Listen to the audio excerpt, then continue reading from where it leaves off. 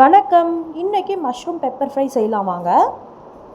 Mushroom நல்லா wash பண்ணி 4ஆக cut பண்ணி எடுத்து வச்சுருக்கேன். சின்னதாக ஒரு வெங்காயம் கட் பண்ணி எடுத்து வச்சுருக்கேன். கருவேப்பிலை ஒரு 2 கொத்து எடுத்து வச்சுருக்கேன். ஒரு பேன் பற்ற வச்சுக்கிறேன். பேன் நல்லா கொதித்ததும் ஒரு 3 ஸ்பூன் ஆயில் போட்டுக்கிறேன். ஒரு 1/4 ஸ்பூன் மட்டும் சோம்பு போட்டுக்கிறேன். சோம்பு நம்ம மசாலாவிலேயே அரைக்க போகிறோம், அதனால் கம்மியாக போட்டுக்கிறேன். கட் பண்ணி வச்சுருக்க வெங்காயம் போட்டுக்கலாம். வெங்காயம் நல்லா வதங்கிறதுக்குள்ளே நம்ம இதுக்கு ஒரு மசாலா ரெடி பண்ணிக்கலாம். ஒரு மிக்ஸி ஜாரில் 2 ஸ்பூன் மிளகு போட்டுக்கிறேன். 1 ஸ்பூன் சீரகம் போட்டுக்கலாம். 1 ஸ்பூன் சோம்பு போட்டுக்கலாம். இதை நம்ம நல்லா நைஸாக அரைச்சி எடுத்துக்கலாம். வெங்காயம் நல்லா வதங்கிடுச்சு. எடுத்து வச்சுருக்க கருவேப்பிலையை போட்டுடுறேன்.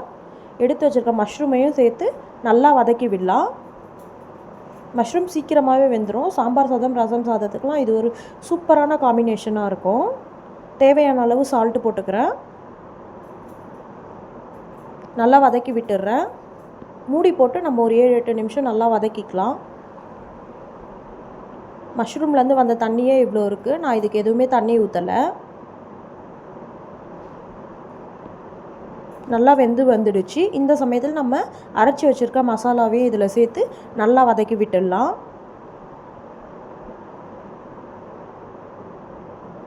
சூப்பரான டேஸ்டான ஹெல்த்தியான மஷ்ரூம் ஃப்ரை ரெடி. நீங்களும் இதை வீட்டில் ட்ரை பண்ணி பார்த்துட்டு கமெண்ட் பண்ணுங்கள். தேங்க்யூ.